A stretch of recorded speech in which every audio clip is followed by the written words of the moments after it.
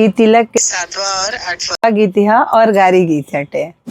दुअरा के होता सफाई, अंगन में जाम लागल बा, अंगन में जाम लागल बा। तनी लोटा धराव समधी के मैदान लागल बा, तनी लोटा धरा द समधी के मैदान लागल बा। दुअरा के होता सफाई, अंगन में जाम लागल बा, अंगन में जाम लागल बा।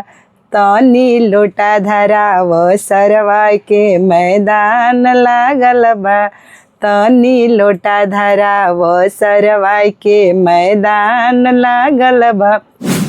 हरे मोर बाबू गोरा बाड़े नजरी जनी लगाई बिजी, उतर मुहे चुतर कई के तिलक जनी चढ़ाई बिजी, उतर मुहे चुतर कई के तिलक जनी चढ़ाई बिजी।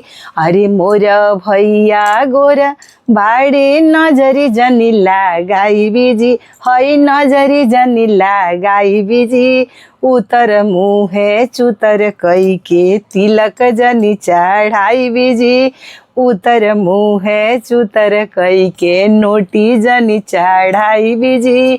मोर बाबू गोरा बाड़े नजरी जनी लगाई बिजी, हई नजरी जनी लगाई बिजी, उतर मुहे चुतर कई के बर्तन जनी चढ़ाई बिजी, उतर मुहे चुतर कई के फलवा जनी चढ़ाई बिजी।